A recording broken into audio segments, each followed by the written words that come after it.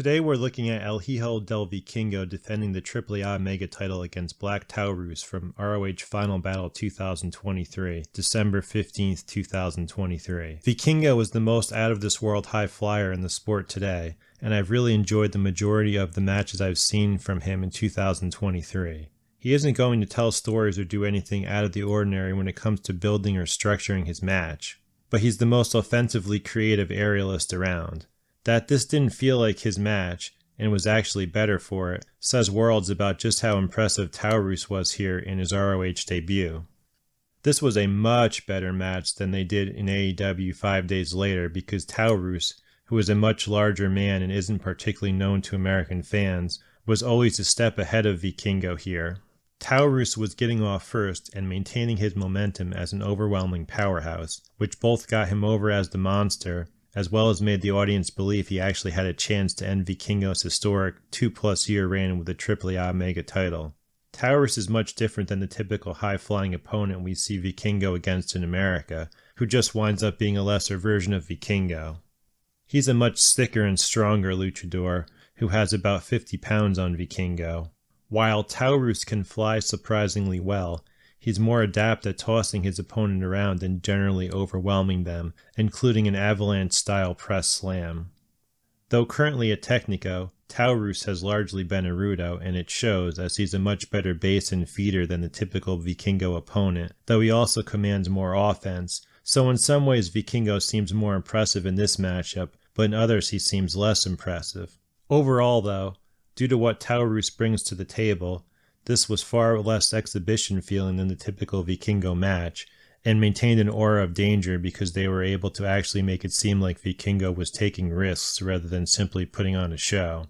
The key early spot was Taurus catching Vikingo out of the air when Vikingo tried a tope con hero and powerbombing him on the floor. Catching opponents is one of Taurus' specialties, so Vikingo had to pick his spots better and speed things up here, try to get his flying in before Taurus recovered enough to counter.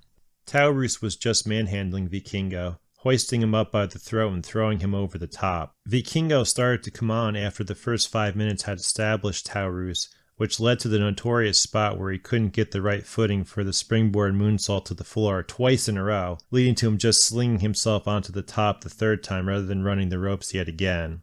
Taurus was certainly stuck standing around on the floor waiting too long, but I accept some level of misfortune when the level of difficulty is so high. What annoys me is when guys are stuck just endlessly standing around waiting for the opponent to get around to trying to perform the next strike or easy to perform hold.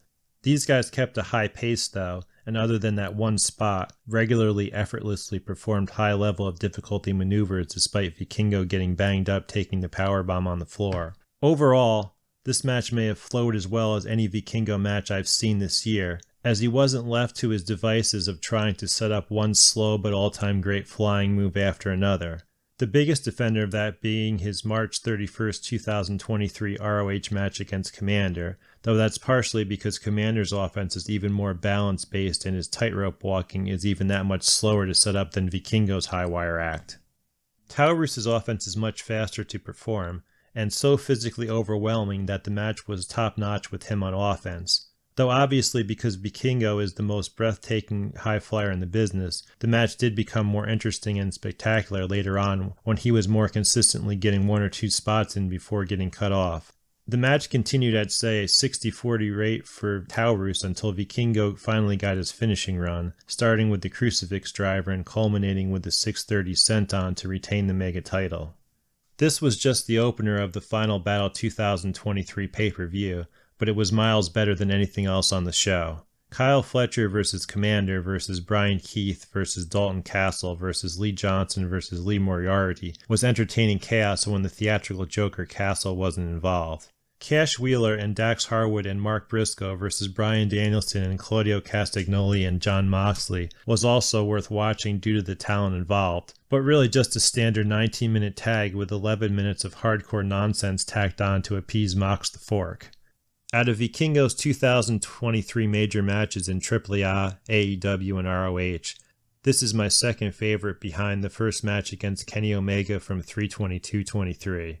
I give this match 4 out of 5 stars.